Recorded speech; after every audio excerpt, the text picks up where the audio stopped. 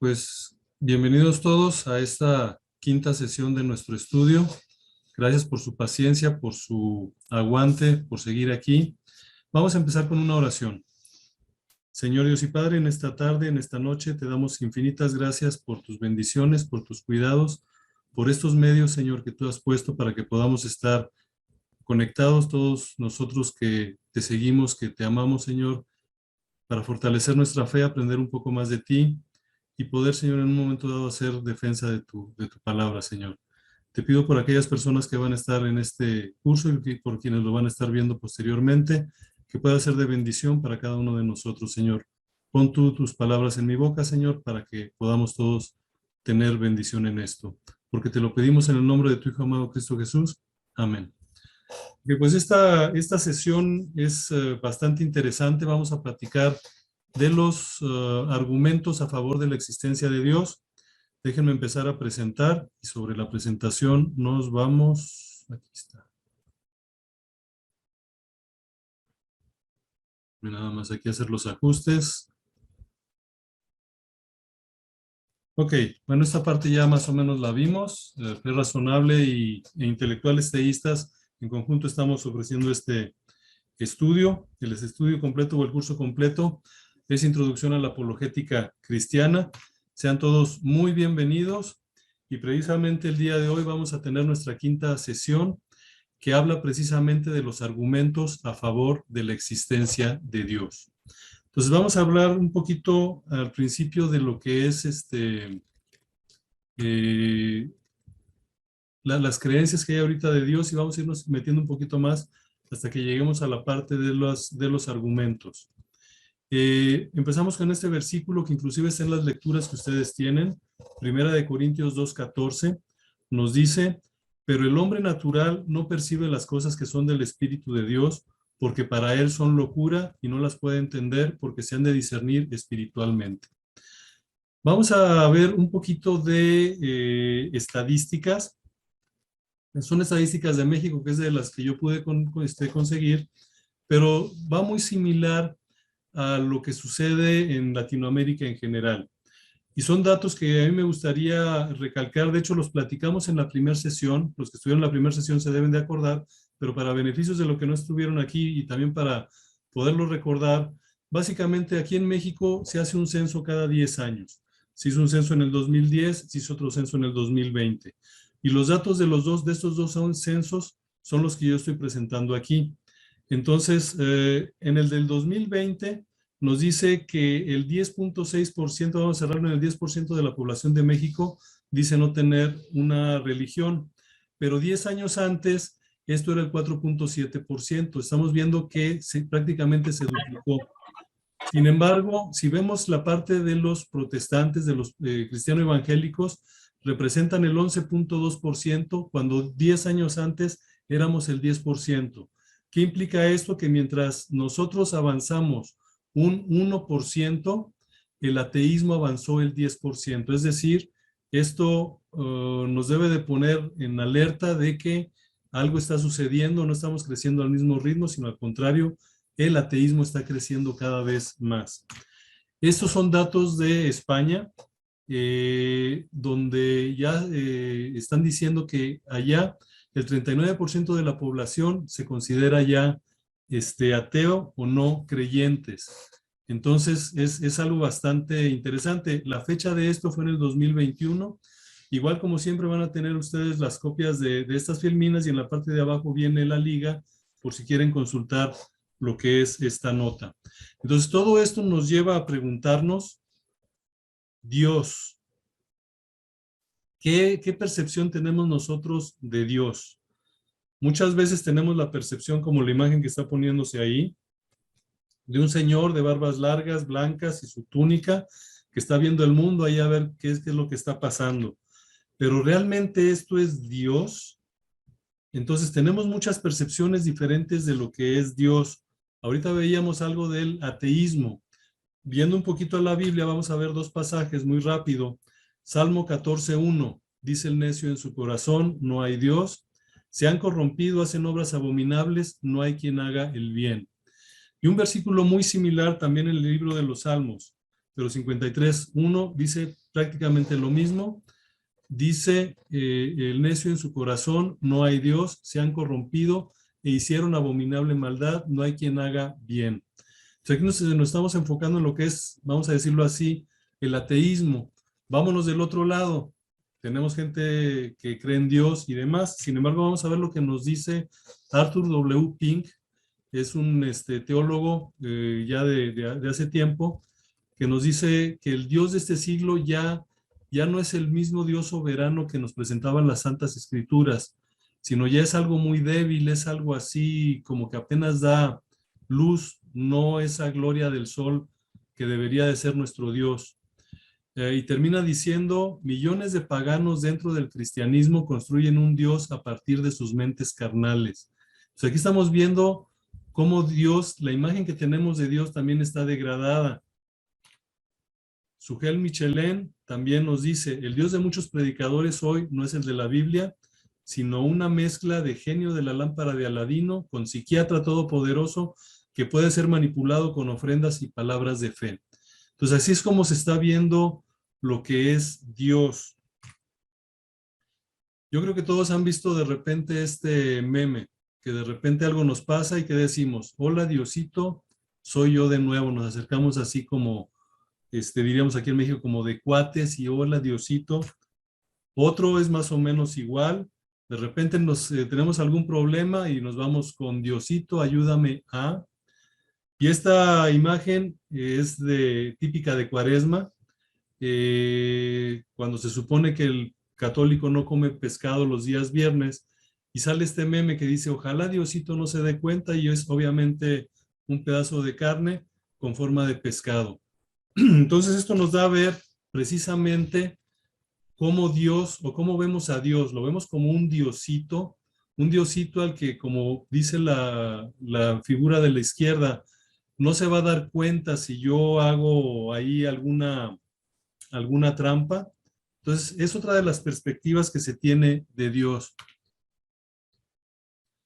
Nietzsche es un filósofo pues bastante famoso, de repente nos dijo, el hombre en su orgullo creó a Dios a su imagen y semejanza. O sea, aquí estamos viendo otras personas que piensan que Dios es realmente la creación del ser humano. A esto le contestó el señor C.S. Lewis. Después dice, Dios no puede ser el producto de mi imaginación porque Él no se parece a nada que yo haya podido imaginar. Entonces, aquí vemos los dos contrastes, o sea, alguien que dice que el Dios que nosotros adoramos es producto de la imaginación, alguien que dice que es tan especial ese Dios al que nosotros servimos, que no es realmente algo que nosotros hayamos podido imaginar. El famoso Dios de Spinoza. Yo creo que todos lo hemos escuchado y ahorita en la siguiente filmina vamos a ver el por qué. A final de cuentas, el Dios de Spinoza nos dice aquí, Dios es conceptualizado no como ente personificado que dirige la existencia externamente a ella, sino como el conjunto de todo lo existente que se expresa tanto en la extensión como en el pensamiento. Un tipo panteísmo, por ahí ya platicamos en las sesiones pasadas de lo que son las cosmovisiones. Entonces todo esto entra dentro de esas cosmovisiones, cómo vemos nosotros a Dios. Dicho de otro modo, se considera que Dios es la propia realidad que se expresa a través de la naturaleza, totalmente panteísmo esto. Para Spinoza, Dios es todo y fuera de él no existe nada. Y de repente en la ecuación metemos a Einstein. Einstein por ahí de repente alguien dijo que creo en el Dios de Spinoza y sí lo dijo. Sin embargo, si nosotros hacemos una evaluación completa de lo que dijo Einstein dijo, creo en el Dios de Spinoza, que nos revela una armonía de todos los seres vivos. No creo en un Dios que se ocupe del destino y las acciones de los seres humanos. Esta cosmovisión también la vimos cuando veíamos las cosmovisiones y es muy diferente a lo que viene a ser el panteísmo. Entonces es otra manera en la que se ve a Dios. Luego vemos el pensamiento de Nietzsche. Un nihilista es alguien que prefiere creer en la nada a no creer en nada. Entonces, ahí estamos viendo cómo hay diferentes percepciones de Dios, cómo unos lo ven como algo imaginario, cómo unos lo ven como alguien que no se interesa en la humanidad, cómo hay gente que dice que no lo hay.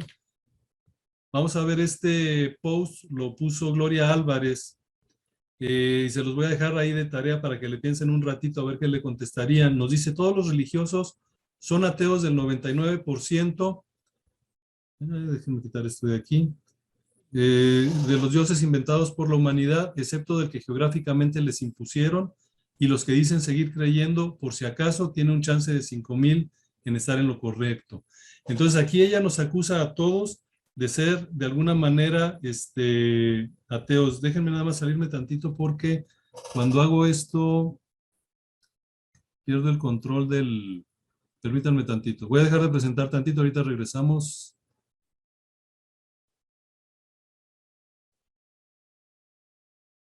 Ok.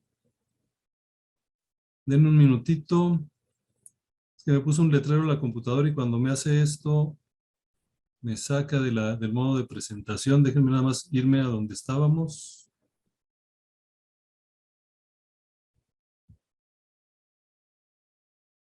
Ok.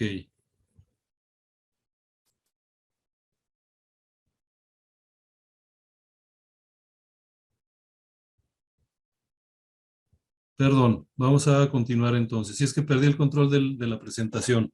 Ok, entonces veíamos lo que nos decía Gloria Álvarez. Esto no es tan anterior, esto es del 2021. Entonces aquí nos dice que todos técnicamente somos ateos. Entonces, ya vimos un panorama muy general de las diferentes perspectivas que se tienen de Dios y vemos que es muy variable.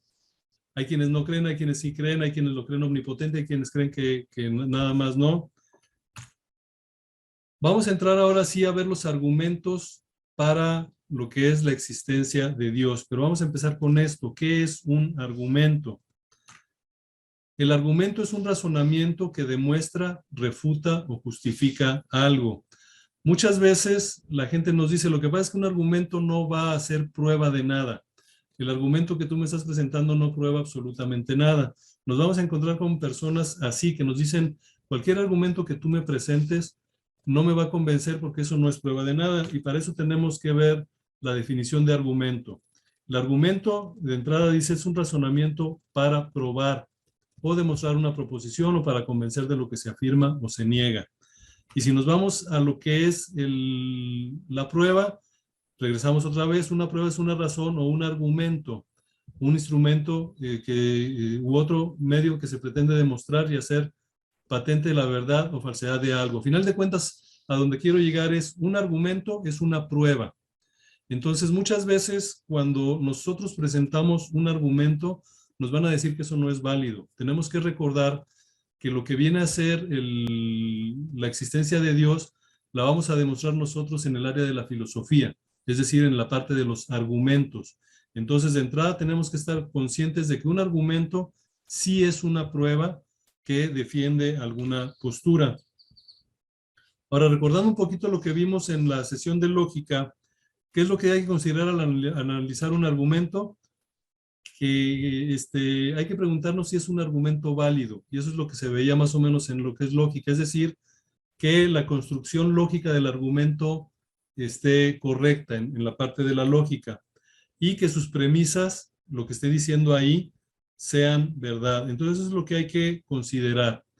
Teniendo esta introducción así breve de lo que es el argumento, vamos a ver 4 argumentos brevemente por cuestiones del tiempo, pero vamos a ver los 4 argumentos a favor de la existencia de Dios. El primero es el argumento moral, que vamos a ver. El segundo es el argumento cosmológico Kalam. El tercero es el argumento del ajuste fino. El cuarto es el argumento ontológico. Ahora, por lo general, nosotros como cristianos estamos muy acostumbrados a demostrar todo con la Biblia. Una de las ideas de esos argumentos es que no necesariamente están ubicados en la Biblia. De hecho, no están como argumento, no consideran la Biblia. Es decir, vamos a estar estudiando argumentos que vamos a presentar, los cuales no se basan en la Biblia. Ahora, una cosa que tenemos que tener también presente, estos argumentos nos van a dar la prueba, el fundamento, o vamos a poder demostrar la existencia de un ente superior. Ahora sí vamos a tener que ir a la Biblia para demostrarle a nuestro interlocutor que el mejor candidato para ocupar el puesto de ese ente superior es Dios o el Dios de la Biblia. Pero de entrada, los argumentos no se basan en la Biblia y esto es lo bueno de ellos porque nosotros sabemos de que la gente por lo general o tiene un concepto muy distante del que nosotros tenemos de Dios o simple y sencillamente no creen que exista. Entonces vamos a empezar con el primero, el argumento moral. ¿Qué es lo que nos dice el argumento moral? Acuérdense, los argumentos van a tener unas premisas y una conclusión. La primera premisa que tiene el argumento moral es, si Dios no existe, los valores y deberes morales objetivos no existen. Aquí es importante recalcar eso. Estamos hablando de deberes morales objetivos, no subjetivos. ¿A qué nos referimos con esto? Nos referimos a que son deberes y valores morales que tienen un fundamento, que no dependen, si se acuerdan cuando veíamos en la parte de lógica, de la verdad, estos puntos, lo que es objetivo es lo que no depende del que está observando, lo que es subjetivo sí depende de quien esté observando. Entonces, aquí partimos del hecho de que los valores y deberes morales objetivos sí existen, porque si no existieran, como dice aquí, Dios no existiría. Luego aquí la segunda premisa es, los valores y deberes morales objetivos existen. Entonces, esto nos da pie a que tengamos la conclusión de que Dios existe. Entonces, el argumento moral a lo que apela es a la moralidad. Ahorita no voy a abrir el tiempo a preguntas, sino hasta el final, cuando veamos todos, y ya ahí vamos a abrir un poquito a preguntas y dudas que pudieran ir surgiendo, vayan tomando notas. Pero a final de cuentas, aquí la base es, hay valores y deberes morales que son objetivos, que no dependen de nosotros. Uno de los contraataques contra este argumento es que dicen, no, lo que pasa es que la moralidad ha sido en función de la evolución. Hemos escuchado eso. Otros dicen, es que el que es más fuerte es el que impone sus valores morales. Sin embargo, si nosotros nos ponemos a ver en la historia y demás, lo que moralmente es correcto siempre ha sido, o más o menos correcto, se ha respetado, al menos dentro de los núcleos de los tribales y demás. A lo mejor no hacia afuera, pero siempre ha habido una moralidad que existe ya implantada en el ser humano. Vamos a irnos un poquito, antes de esto, por ejemplo, C.S. Lewis, él era ateo, y algo que él dice es que, bueno, lo voy a leer, dice, mi argumento en contra de Dios era que el universo parecía tan cruel e injusto. Pero luego él se pregunta, ¿pero de dónde había sacado yo esta idea de justo e injusto?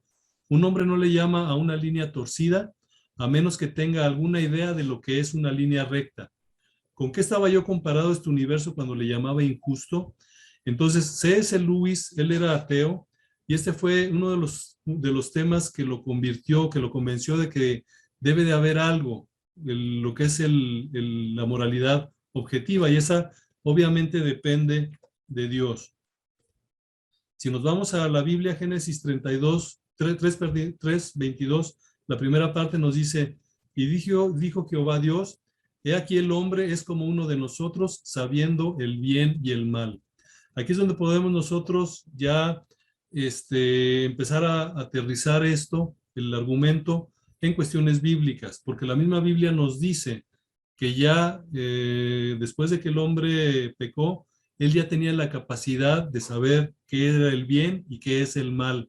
Es decir, es algo que ya está, si lo queremos poner a nuestra época actual, ya traemos el chip de la moralidad impuesto en el cerebro. Es decir, nosotros, aunque no lo identifiquemos como tal, ya sabemos lo que es moralmente correcto y lo que es moralmente incorrecto. El apóstol Pablo en Romanos 2, 14 y 15 nos dice lo siguiente, porque cuando los gentiles que no tienen la ley hacen por naturaleza lo que es de la ley, estos, aunque no tengan la ley, son ley para sí mismos, mostrando la obra de la ley escrita en sus corazones, dando testimonio su conciencia y acusándoles o defendiéndoles sus razonamientos. Entonces aquí estamos viendo cómo el apóstol Pablo también en la Biblia nos dice que la parte o ese chip de la moralidad ya lo traemos nosotros implantado, ya lo tenemos de alguna manera puesto y tenemos esa capacidad de saber lo que es bueno y lo que no es bueno. Entonces el argumento moral precisamente establece esto. Nos dice los valores morales objetivos existen, por lo tanto Dios existe, porque es de algún lado tienen que salir estos valores morales objetivos. Eso sería en cuestión de lo que viene a ser el argumento moral. Como les digo, iba a hacer los cortes aquí, pero se me hace que los voy a dejar para el final para irlo revisando con los demás argumentos. El que sigue es el argumento cosmológico de Kalam. En las lecturas por ahí que ustedes tienen, vieron que había varios argumentos cosmológicos. Nos vamos a referir nada más a uno, a manera de poderlo seguir. ¿Qué es lo que nos dice el argumento cosmológico de Kalam? Dice, todo aquello que empieza a existir debe tener una causa para su existencia. Aquí lo que es importante notar es aquello que empieza a existir, es decir, que tuvo un inicio. Estamos hablando de todo lo que tiene un inicio. Y cuando hablamos de una causa, estamos hablando de algo que lo generó, algo que hizo que eso empezara a existir. Entonces, esa es la parte o la primera premisa del argumento cosmológico de Kalam. Todo aquello que empieza a existir debe tener una causa para su existencia. El universo empezó a existir, es decir, el universo tuvo un principio. Esto, aunque de repente ha habido teorías que tratan de negar esto, ya últimamente inclusive la teoría del Big Bang le ubica un principio a todo lo que empezó a suceder. En algún momento dado, todo empezó incluyendo en lo que es el tiempo. Es decir, antes de eso no existía el tiempo y a partir de cierto momento todo empezó a existir. Y eso ya está corroborado por la ciencia. Hay reportajes científicos que avalan o que soportan esta parte donde el universo como tal empezó a existir. Y esto nos implica que el universo en sí tuvo un principio. Y hablando del universo, pues estamos hablando de todos nosotros, los planetas, las estrellas y demás. Entonces todo tiene un principio. Y obviamente si todo tuvo un principio, debe de tener una causa. Si el universo empezó a existir y todo lo que empieza a existir tiene una causa, llegamos a la conclusión de que el universo debe tener una causa para su existencia. Cuando hablamos de una causa es algo que lo generó. Igual, aquí el argumento como tal no nos va a apuntar directamente a Dios. Esto el objetivo del argumento es hacer entender a las personas de que algo debió de haber generado este principio. En el caso de los ateos, por ejemplo, como dicen luego, se tienen en el caso del inicio del universo y de todo, tienen el inicio pero no tienen la causa, es por así decirlo, tienen al mago que saca, como hecho tienen el conejo que está saliendo de la chistera pero sin el mago. Entonces necesitamos ver qué es esa causa y obviamente ya nosotros como cristianos, cuando usemos el argumento cosmológico para poder demostrar la existencia de Dios, ya será después decir, ok, la causa para la existencia del universo tiene que ser un ser que obviamente es atemporal, es todopoderoso, es omnipotente, y demás, y es lo que es la causa de todo lo que nosotros conocemos como el universo. Entonces, es así como tenemos que ir manejando los distintos argumentos. Ahora, antes de pasar al siguiente argumento, vamos a ver la parte de lo que es del relojero. William Paley fue un filósofo que existió en 1802 y decía, la complejidad y funcionalidad de un reloj implica la existencia de un relojero. Es decir, si nosotros vemos los relojes mecánicos, los que existían antes, tenían muchos engranitos, cuerdas y demás, y daban la hora precisa. Obviamente, esto tiene un diseñador, tiene un relojero, hay un relojero detrás de esto. El reloj no surgió de repente de la nada, apareció el reloj ya con todas las piezas ya hechas y puestas en el lugar donde deben de estar. Obviamente existió un relojero. De forma análoga, la complejidad y funcionalidad de los seres vivos implica también un diseñador, pero uno más poderoso que un simple relojero. Aquí estamos viendo lo que va a dar lugar precisamente al argumento del ajuste fino. Entonces aquí estamos viendo cómo a partir de un ejemplo tan, vamos a decirlo así, burdo, pudiera llamarse, del reloj, podemos ir llevando a todo de que tiene que haber un diseño detrás de todo esto. Y viene lo que es el argumento del ajuste fino. Dice, todo aquello que exhibe diseño debe tener un diseñador. Entonces, todo aquello que tiene diseño, nadie nos puede negar esto. Si tenemos algo, un reloj, un celular, una cámara, una computadora, sabemos de que tiene que haber habido un diseñador. El universo en sí exhibe diseño. Inclusive en las lecturas se ponen algunas de las variables más críticas que existen en el universo, sin las cuales definitivamente no podría haber ni siquiera vida aquí, o serían las cosas muy, muy diferentes. Por lo tanto, el universo debe de tener un diseñador. Y nuevamente vamos otra vez a que demostramos de que el universo tiene que haber sido creado por alguien, y ese alguien es Dios, y es a donde nosotros tenemos ya que hacer la conexión entre el argumento y lo que es Dios como tal, para ver o demostrar que el candidato idóneo para llenar este espacio del diseñador es ese Dios en el que nosotros confiamos. Ahora, viéndolo un poquito más a detalle en lo que son las premisas, viéndolo de otro punto de vista, el ajuste fino del universo, podemos decir lo siguiente: ok, ya sabemos, reconocemos que el ajuste fino del universo, es decir, la precisión con la que está funcionando todo en el universo, incluyendo la vida aquí en nuestro planeta, puede deberse a tres posibilidades. Una necesidad física del universo, es decir, que el universo necesite de esto para poder operar. Lo segundo es la casualidad, es decir, que todo esto que vemos salió de la nada, simple y sencillamente por casualidad, lo cual obviamente si nos metemos a las probabilidades es mínimo. Y la tercera opción sería que fuera por diseño. Entonces, ya hablando del ajuste fino del universo como tal, es cualquiera de estas tres opciones. Obviamente no puede ser debido a la necesidad física del universo, aunque por ahí de repente yo sé que han escuchado ustedes el universo me lo dio y el universo y demás, y allá al universo le están dando precisamente una categoría de un ser. Cada vez que escuchen a alguien que diga, lo que pasa es que no, yo no creo en Dios, lo que pasa es que el universo me da a mí todo, yo soy parte del universo y el universo me da, pide con tanta fuerza que el universo se vea obligado a dártelo. A final de cuentas, eso que ellos llaman el universo, nosotros lo llamamos Dios. Tenemos que hacer el empalme ahí. La casualidad, tampoco obviamente, las posibilidades de que todo lo que tenemos, el universo y nuestra vida propia aquí en este planeta, hayan sido por casualidad es mínima. Obviamente, la conclusión es que esto es debido a diseño.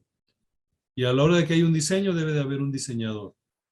Y no va a faltar alguien por ahí que les diga, lo que pasa es que somos producto de los extraterrestres. No, ok, va, te la compro. ¿Quién hizo a los extraterrestres? Y ahí nos vamos a ir hacia arriba, hasta llegar a un ser que es el diseñador absolutamente de todo. Entonces, es donde tenemos que tener nuestra mente de que el argumento del ajuste fino nos va a apuntar hacia un diseñador. ¿Y quién es ese diseñador? Según nosotros, es Dios, y nosotros tenemos que tener la capacidad de demostrar, ahora sí, que Dios es el diseñador en base a lo que nosotros creemos. Este es lo comentó un señor William Dembski, dice, hay diseño cuando la complejidad especificada está presente.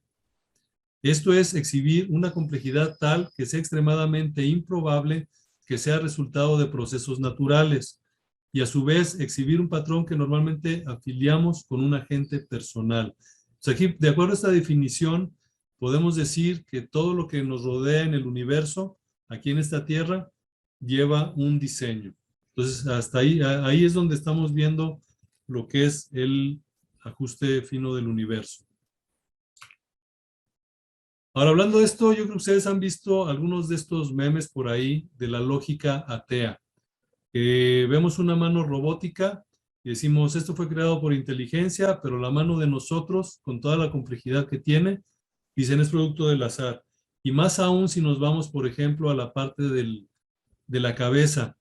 Nada más analicemos nuestra cabeza, un ojo, tan sencillo como ver un ojo, toda la complejidad que tiene el ojo humano, eh, que sea producto de la casualidad, honestamente es sumamente improbable.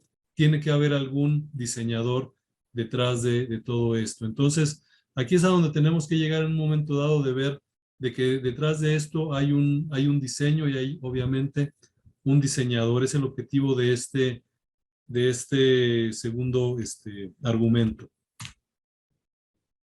Pues ya el tercero, ¿verdad? Ese ya el tercero. El ontológico, que es muchas veces el más complicado, el más difícil de entender, porque es más filosófico. El argumento ontológico va más por el lado de la filosofía. Acuérdense que los argumentos van dirigidos realmente a quien no cree. Es todo esto. Acuérdense que la ontología es la rama de la filosofía que estudia, por así decirlo, lo que es. Y bueno, es lo que viene en la definición esta. A final de cuentas, lo que busca esto es explicar lo que es el ser, por así decirlo. De aquí viene la etimología, la vamos a ver nada más muy rápido, para no detenernos por cuestiones de tiempo mucho aquí, pero también aquí está la parte de la etimología, viene del griego, que significa ser, de otro término, logos, que es tratado, y relativo a, es un relativo tratado a lo que es el ser. Ahora, para lo que es el argumento ontológico, San Anselmo, que era Anselmo de Canterbury, de una manera a priori proclama la existencia de Dios. ¿A qué nos referimos con a priori? Hay dos maneras de demostrar, de probar algo cuando estamos hablando de demostrar cualquier cosa. Lo que es a priori es, me voy primero por el a posteriori, es cuando estoy confirmando algún dato. La posteriori es, por ejemplo, cuando yo hago una medición y constato que la medición es la correcta. El a priori es cuando yo hago alguna afirmación que no necesariamente depende de datos. Es a donde enfocaba San Anselmo o Anselmo de Canterbury. Su argumentación se basa en que si somos capaces de concebir la idea de la existencia de Dios, es porque en efecto Dios existe. Entonces, aquí lo que se basa este amigo San Anselmo es que él dice, mentalmente nosotros podemos concebir a Dios como el ser, eh, es un ser de tal naturaleza que no puede existir un ser mayor, pero estamos hablando de sus cualidades, no de que sea el más grande físicamente, sino en sus cualidades no puede haber nadie mayor que Dios, y esa es la definición de Dios. Entonces, ¿cuál es el argumento ontológico? Nos dice, es posible que un ser de máxima excelencia exista, es de donde parte. Entonces, dice que eso es posible. Entonces, si es posible que un ser de máxima excelencia exista, entonces existe en algunos mundos posibles. Vamos a definir nada más mundos posibles. Mundos posibles son aquellos mundos que pudieron haber estado en lugar de que pudieron haber surgido en lugar del mundo que nosotros conocemos. Por eso les digo, este es un poquito más complicado, pero igual lo vamos a revisar.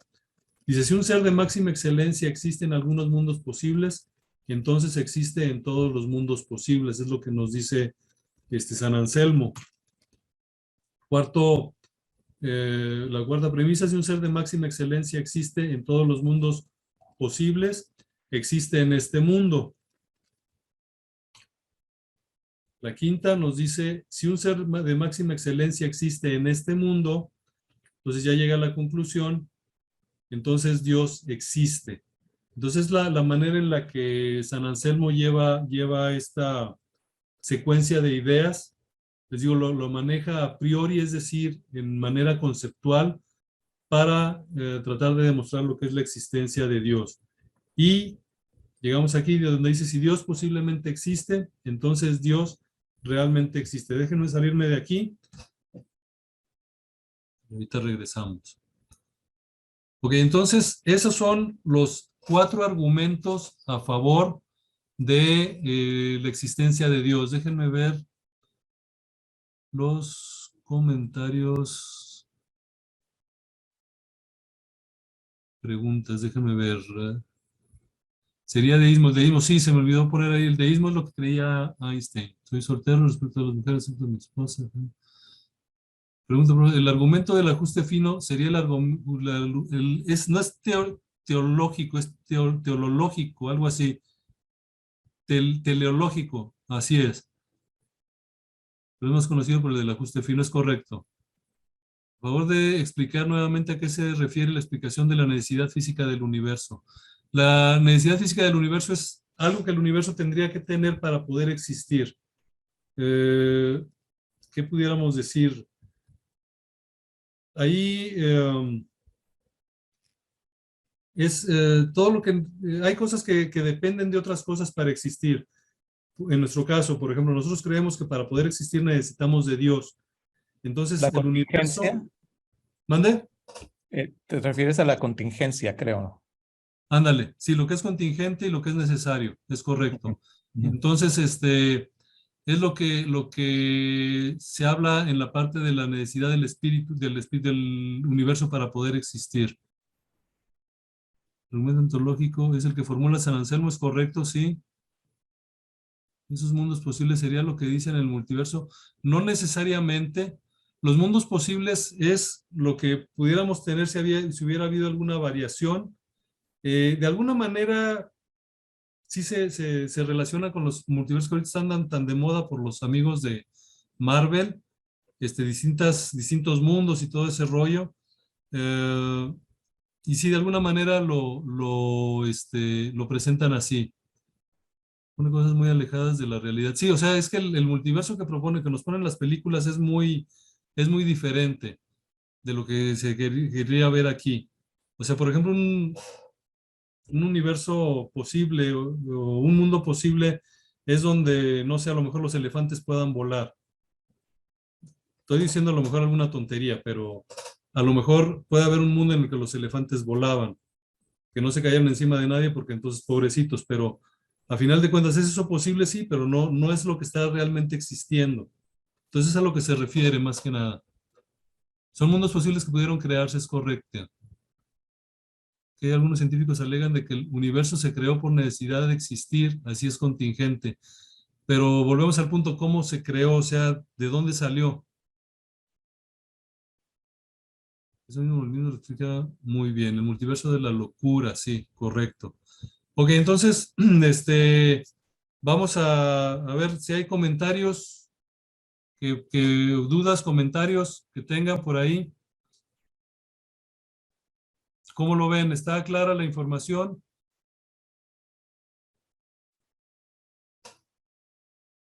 Igual al ratito les voy a pasar por ahí la liga a un video que encontré ayer o antier que estaba repasando esto que habla del argumento ontológico y lo pone en términos muy sencillos. A mí en lo personal el argumento ontológico es el que me cuesta más trabajo, el que me gusta más que nada por mi carrera, yo creo, es el del ajuste fino. Pero ahora sí que cada quien, profesor, sobre el argumento de que Freud, que Dios es una proyección del Padre ideal. Desconozco ese argumento, te soy honesto, no sé cómo funciona ese argumento. Lo desconozco y por lo mismo no podría darle una respuesta. Lo tendría que buscar y en base a lo que encuentre, con todo gusto revisarlo y ver si podemos dar una respuesta. De momento desconozco ese argumento, y por lo mismo no podría dar una respuesta. Fernando. Bueno, buenas tardes. Que Dios les bendiga. Entré un poco tarde. Me costó llegar del trabajo acá. Y quería preguntar, estos estos cuatro tipos de argumentos son aplicables a lo que son doctrinas monoteístas, ¿no? Básicamente sí. Entonces, ¿en qué? Estoy pensando si yo me encuentro con alguna persona que es politeísta. ¿Qué argumento podría, aparte de eso, sé que no es parte de la clase, pero tal vez orientarnos qué otro tipo de argumentos para poder leer como lectura complementaria acerca de esto? Ok, mira, desconozco ahorita, tendría que investigar, te la debo, pero donde yo me iría es, a final de cuentas, la definición de Dios que nos da precisamente Anselmo. La definición de Dios, Dios es un ser de tal naturaleza que no puede existir un ser mayor. Entonces, dentro del politeísmo sería ver cuál es el Dios de los dioses, no sé, el Zeus, no sé. En teoría, tratar de llevarlo hacia ese lado, de reconocer precisamente que el ser superior, va a ser Dios el que sea el más superior, por llamarlo de alguna manera. Pero igual déjame checarlo, me lo llevo de tarea y reviso un poquito de eso. David. Gracias. Buenas tardes. Bueno, sí, a mí la verdad que lo del argumento ontológico me cuesta muchísimo entenderlo. Hay un video de Ángel Martínez, creo que lo explica más claramente, pero aún así me cuesta. Pero yo tenía una pregunta en cuanto al argumento moral,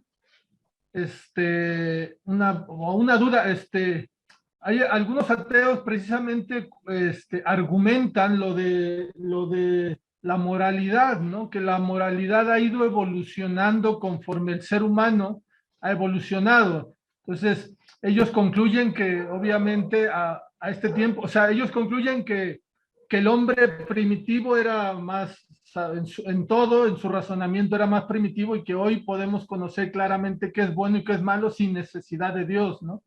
Entonces, pero ¿cómo podemos contraargumentar esta idea, no? Porque, pues claro que sí, o sea, la realidad es que la moralidad proviene de un ser supremo, ¿no? O sea, de Dios, pero ellos argumentan sobre la evolución. Entonces, ¿cómo podría ser la forma más correcta de abordar este asunto? Gracias. En este caso, el secreto está en que son valores morales objetivos, en que son objetivos. Entonces, a la hora que lo haces ver de que el valor moral es objetivo, tiene que tener un fundamento. ¿A qué me refiero? Por ejemplo, si lo dejamos en la parte de la subjetividad, a lo mejor para ti robar está mal. Ese es tu punto de vista, muy respetable, pero para mí robar está bien. Entonces, yo te puedo robar a ti y yo voy a estar bien según yo porque subjetivamente robar está bien.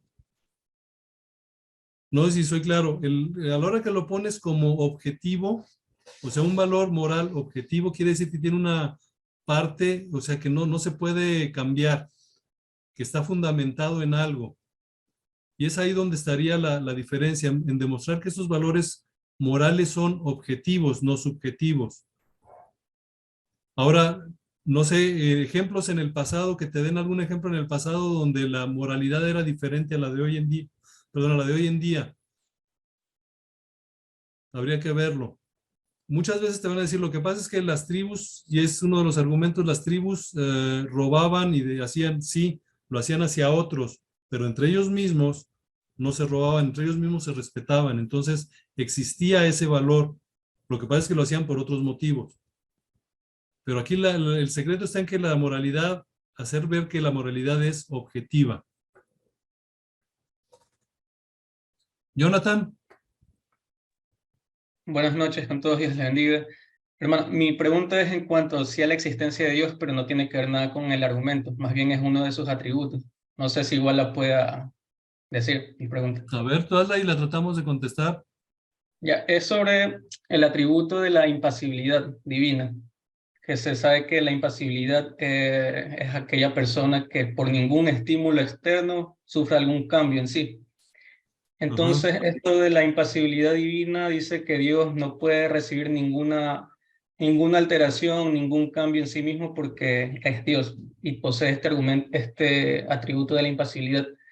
Entonces vemos constantemente en los pasajes bíblicos que menciona que Dios se enfada por lo que el hombre hace, Dios cambia de opinión por tal cosa que la humanidad hace, o también Dios se ve claramente en algunos pasajes que tiene estos ciertos cambios, o se entristece, entonces cambia de parecer. Entonces, ¿qué se puede mencionar con respecto a la impasibilidad de Dios, con lo que se puede leer también en algunos pasajes de la Biblia, como los que le estaba mencionando? Ok, No sé mira, de si hecho, sí, y la inmutabilidad de Dios es lo que tú estás hablando, su inmutabilidad. Paralelo a ese, estamos llevando un estudio de los atributos de Dios. Esa parte de inmutabilidad ya la llevamos, digo, para no perder aquí el enfoque. Todas esas lecciones ya están grabadas también. No me acuerdo cuál sesión es, la de inmutabilidad, pero sí te recomendaría que la vieras o que igual te paso el material. Igual todo está en un drive de los atributos de Dios, porque sí es bastante extenso. Lo que te puedo decir así en corto es todo esto de... Hay dos términos, antropomorfismo, que es cuando le damos a Dios cualidades físicas como la del humano. Y antropopotismo es cuando le damos a Dios características de conducta del humano. Entonces, muchas veces Dios usa eso para que nosotros podamos entender un poquito, que nunca lo vamos a entender, pero nos va a dar a entender esto. Ahora, cuando hablamos de inmutabilidad, otra de las cosas que tenemos que considerar es inmutabilidad en sus atributos. No es inmutabilidad de que no cambia, de que, porque por ejemplo también Dios nos hace ver, igual, lo tenemos que ver a cierto nivel, Él nos hace ver que se enoja. Uno de los atributos de Dios es precisamente la ira. Entonces, tenemos que verlo de cierta manera. Yo te recomendaría, sí, entrar a la parte a ese estudio. No sé cómo hacerte llegar la información. Igual al ratito, terminando yo la sesión, cuando estén en la parte ya final del cierre, voy a poner ahí mis datos de contacto para que es una liga. Le picas ahí, te vas a ir a donde está la parte de Fe Razonable, donde viene todos mis datos de contacto. Ya sé que me mandes un correo o algo, ya te puedo dar la información. Yo creo que sería lo más sencillo para no perder el contacto. Y ya te puedo yo decir cuál sesión es, la de inmutabilidad, inclusive pasarte el puro material de la inmutabilidad en un momento dado para que le des una repasada, puedas ver el video y lo platicamos en un momento dado. ¿Sale? listo, profesor, muchas gracias. ¿Me puede repetir simplemente el término que mencionó? Uno era antropomorfismo y el otro era Antropopotismo.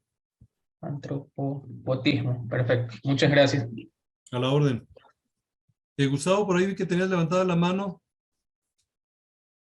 Sí, Sergio, ¿qué tal? ¿Cómo estás? Hola, hola. Bueno, era un poquito para más bien comentar sobre la pregunta que hizo David, me parece que fue, sobre el argumento moral.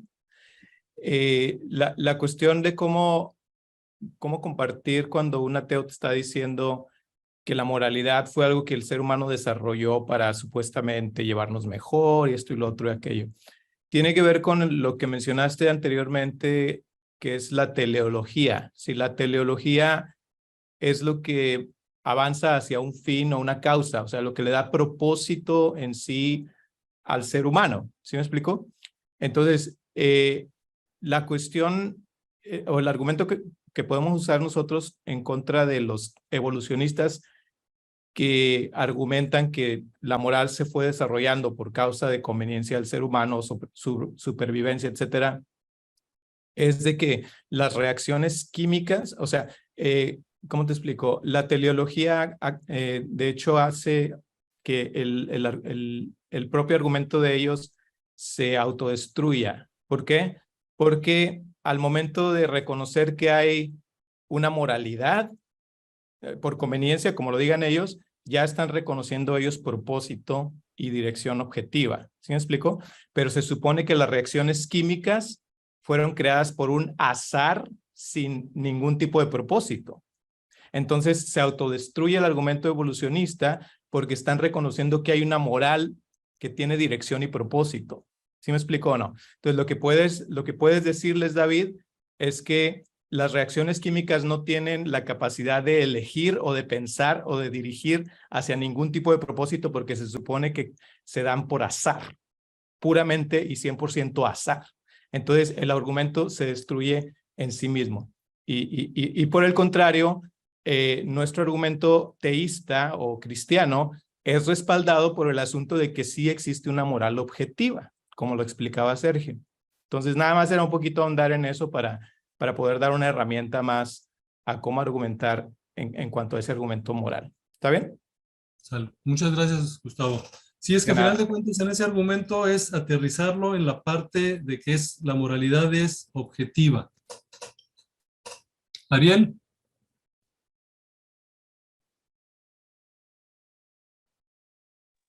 Hola, hola. ¿Me Hola, escuchan? buenas tardes. Sí. Hola, sí. Mi pregunta era la siguiente. Una vez me contraargumentaron el tema de la moralidad cuando recién estaban estudiando el tema de la apologética. Me dijo que un ateo, un psicólogo que me dijo que la moralidad dependía de las mismas religiones.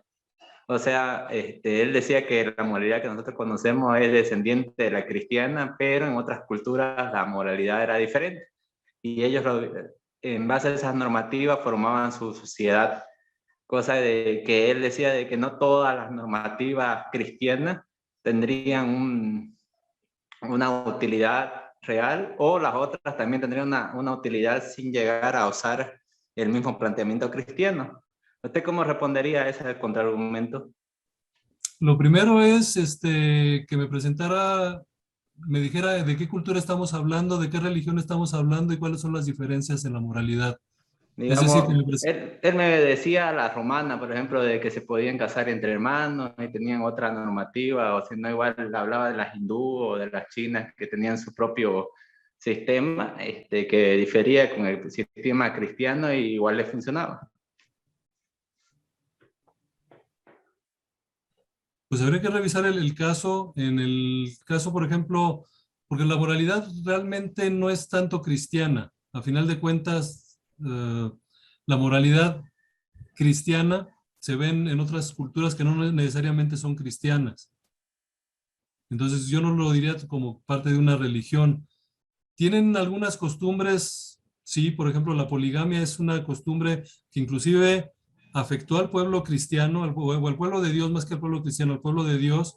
Si nosotros nos vamos, por ejemplo, con la parte de Salomón, lo que tumbó a Salomón, al hombre más sabio del mundo, fue precisamente la poligamia. Entonces, habría que ver cada caso particular.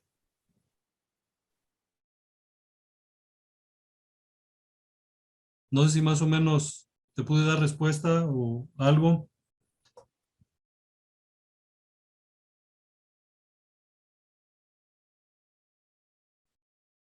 Sale. ¿Algún otro comentario?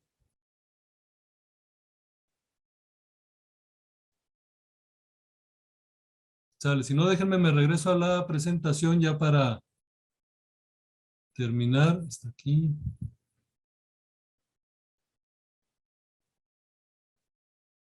Ok, aquí nos habíamos quedado. Ya nada más para terminar. Recordarles de las cápsulas apologéticas que vamos a estar empezando el jueves de la próxima semana. Jueves 10 de noviembre vamos a estar empezando en la misma hora. Vamos a estar haciendo estas cápsulas. La segunda va a ser el 24 de noviembre, Teología Queer. Y la tercera va a ser el martes 6 de diciembre. El resto de las sesiones que ya tenemos programadas de este estudio siguen vigentes. Esto no cambia para nada el estudio. Eso es simplemente material adicional. Y ya entrando un poquito en lo que vamos a estar viendo en la primera cápsula dentro de la próxima semana. Este es el temario general de que vamos a estar viendo. Ya las lecturas ya están en el Drive. Para esto es esta lectura y también un extracto de este libro, Arquitectos de la Cultura de la Muerte, que nos va a servir para para todas las cápsulas y para varias otras cuestiones, porque nos da precisamente los puntos de partida del aborto, del feminismo, todo eso viene aquí desde dónde viene. Entonces el extracto que se está poniendo ahí es muy breve, obviamente, pero nos va a dar una buena idea de lo que estamos viviendo. Entonces, para que estén ahí pendientes y los podamos ver también el próximo jueves. Y ya para terminar ahora sí, el versículo de cierre, Hebreos 11:6, dice, pero sin fe es imposible agradar a Dios, porque es necesario que el que se acerca a Dios crea que le hay y que es galardonador de los que le buscan. Aquí lo que estamos viendo es de que la misma Biblia nos dice que es necesario creer que hay un Dios, que existe Dios, para nosotros poder seguir adelante y tener esa fe. Ya sería ahora sí todo, déjenme.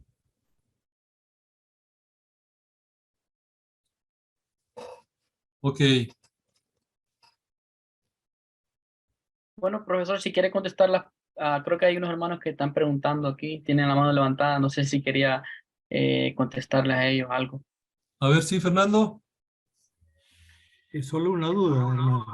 Con respecto a la hora, sé que hubo cambio ahorita con respecto a la hora de México. Es Aquí en correcto. este momento son las 6:05. No sé allá si es igual. No, México fue el que varió de horario. En este caso particular, este curso en particular, dependemos de la hora de Argentina. Entonces, a las 8 de la noche de la hora de Argentina, en la semana pasada la diferencia de horarios entre México y Argentina eran 2 horas. A partir del domingo son 3 horas. Entonces, es a las 8 de la Sería noche. a las 5 horas de acá. A las 5 de la tarde, hora de México, es cuando van a hacer tanto este estudio como las cápsulas. Y el horario pivote, por llamarlo de alguna manera, en este caso es el de Argentina. Jonathan. ¿Qué tal? Buenas noches, profe. Dios les bendiga. Un Buenas saludo noches. a todos. Un saludo a todos también. La pregunta era con el tema del argumento cosmológico Kalam. Cuando se presenta el causal infinito, ¿no? Que no puede haber una causa infinita.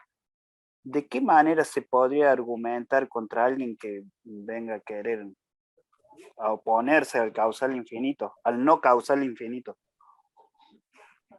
Cuando hablamos del causal infinito, ¿te refieres a qué? A que es alguien que, por ejemplo, una de las características de Dios, que es eterno, que estuvo desde antes de que empezara el universo, o a qué te refieres con eso? En el causal infinito, como por ejemplo, un ejemplo, ¿no? El huevo y la gallina, ¿quién fue primero? ¿El huevo o la gallina? Porque si vemos dónde inició la causa, porque el Kalam sería todo lo que comienza a existir tiene una causa.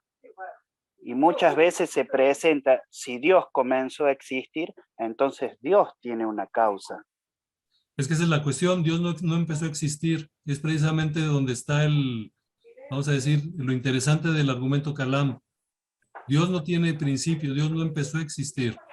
Precisamente por eso Él es la causa, porque tiene que estar fuera de lo que viene a ser, tiene que ser mayor a lo que Él causó. No va a estar limitado por lo que Él causó. Dios es atemporal. Precisamente por eso nosotros presentamos el argumento. El argumento no apunta a Dios definitivamente. El argumento simplemente apunta a que es una causa. Ya nosotros tenemos que poner el punto donde decimos, ¿sabes qué? Lo que pasa es que Dios es el candidato ideal, vamos a llamarlo así, para hacer esa causa, porque Dios no tuvo un principio, Dios es atemporal, es decir, la cuestión del tiempo no le afecta, entonces Él puede ser perfectamente la causa. No sé si más o menos me expliqué. Sí, buenísimo. Entonces, lo mejor sería la que le agarré justo la última que dijo, es atemporal. No está bajo las leyes del tiempo de las cuales estamos bajo nosotros. Es correcto. Es que a final de cuentas la causa tiene que ser mayor a lo causado. Entonces, tiene que ser, no lo puedes limitar a Dios dentro de lo que Él causó, de lo que Él generó, porque ya sería meterlo dentro o sea, limitarlo, y no podemos hacer eso. Insisto, el argumento como tal te hace apuntar hacia una causa. Ahora sí, ya que está claro de que debe de haber una causa, ahora sí, es ver que esa causa, el candidato ideal para llenar el puesto de esa causa es Dios. Perfecto, perfecto, me sacó la duda. Muchas gracias, profe. Ándale. ¿Natán? O Natán, no sé cómo sea, perdón. Hola, buenas noches a todos. Buenas noches. Soy nuevo, de hecho, hace ratito me mandó un mensaje Melvin, que es un colega que es de aquí de este grupo, y ya me Ok. invitó a la charla. Bienvenido. Muchas gracias, profesor. Una duda de rápido, nada más. Bueno, dos. Una, comentó que hay un drive, ¿no? Me parece, para la lectura esta del librito este de la cultura de la muerte. ¿Ese lo pasan ahorita luego por el WhatsApp? Sí, sí les puedo pasar la información, sin problema. La puedo pasar a través del WhatsApp, o igual como les comenté ahorita que al final Intelectuales Teístas vuelve a hacer el cierre. Mientras hacen el cierre, yo les voy a poner una liga donde van a encontrar todos mis datos de contacto. Ok, sale pues. Igual cualquier duda a través de cualquiera de las medios que se comentan en esa liga, me pueden contactar. Ok. Sale. Y una pregunta chiquita, digo, no A ver, tiene que ver échale. con el tema de los argumentos. ¿Qué modelo es su Kindle, el que se ve en el fondo? Ah, es viejito. Ahí es donde tengo precisamente el libro de Arquitectos de la Muerte. Ese me lo donó mi hija. Yo soy más de libros de a de veras que de Kindle, pero ese de Los Arquitectos de la Muerte no lo encontraba de otra manera. Sé que es uno viejito, no estoy muy bueno en lo que es el Kindle, me lo pasó mi hija, pero para este libro específicamente, y de hecho es el único que tengo ahí. Vale. Sí, es que sí me llamó la atención el diseño, que lo encontré poco familiar, pero bueno, No, pues es de era los primeros. Imagínate, era el que ya no usaba mi hija, ya, y como nada más lo estoy usando para ese libro, por eso lo tengo ahí. ok. Sale. Toski, Bendiciones, profe, ¿cómo va? todo bien. Nomás para sumar, a la pregunta de Jonathan. Él preguntaba sobre el tema del causal infinito y bueno, justamente por ahí algo que a mí me sirvió para entender es justamente que el argumento es cosmológico, por ende apunta al cosmos y por ende las leyes en las cuales se basa el argumento cosmológico es justamente leyes cósmicas. Y obviamente que entendemos de que Dios está por fuera de todo eso, no solamente del tiempo, sino de la materia, porque Dios también es inmaterial. Entonces, al plantear de que todo lo que tuvo un comienzo es dentro de lo que al universo respecta, todo lo que tuvo un comienzo en lo que es material. Y como Dios es inmaterial y espacial y atemporal, es justamente por eso que Dios no entra dentro de esas de esa causalidad, por decirlo de alguna manera. Ok. Gracias.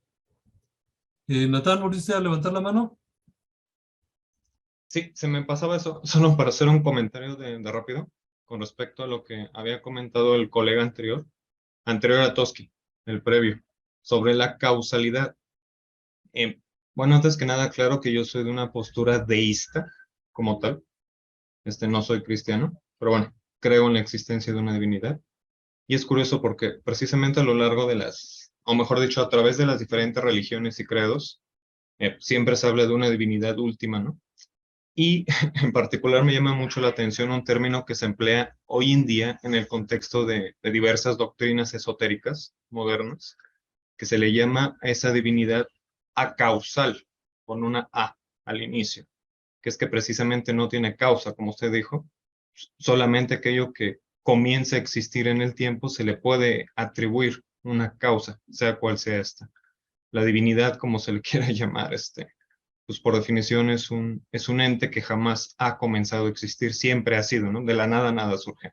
Es ese objeto eterno que ha estado ahí,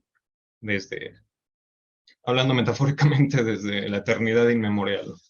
Y pues por eso a las personas que sostienen que es válido preguntar si existe una causa para Dios, pues por definición no, insisto, porque es un ser acausal.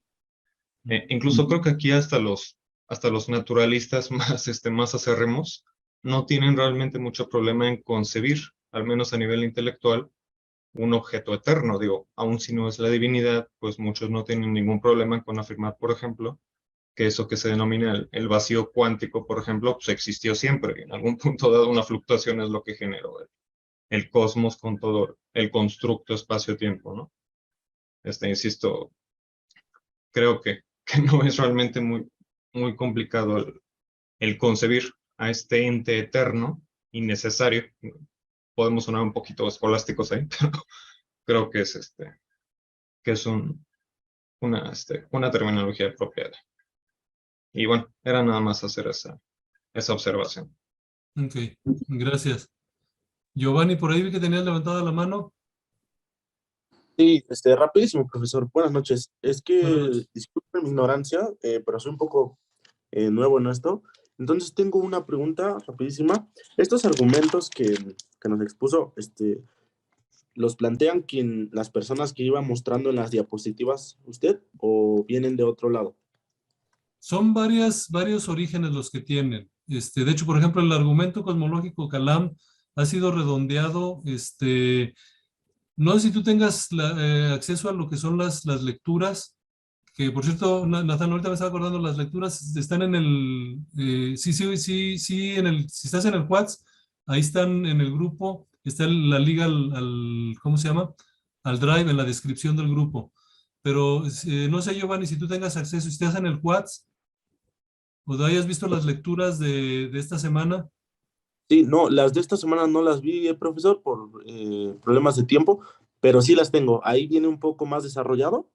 Sí, ahí viene, mira, por ejemplo, el argumento cosmológico Kalam específicamente lo desarrolla mucho William Lane Craig, que es el que está detrás de todo lo que es fe razonable, por ejemplo. Los otros, por ejemplo, el que veíamos, el ontológico, es de San Anselmo, y trae otros, o sea, lleva una secuencia también.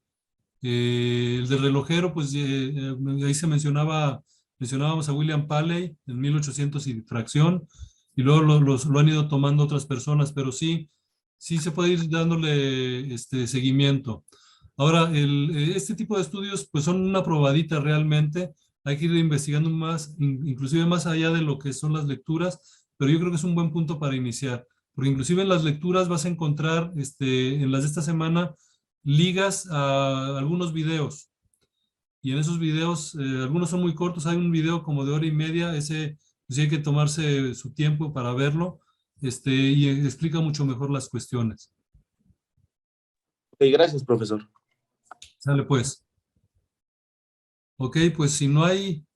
A ver, Fernando.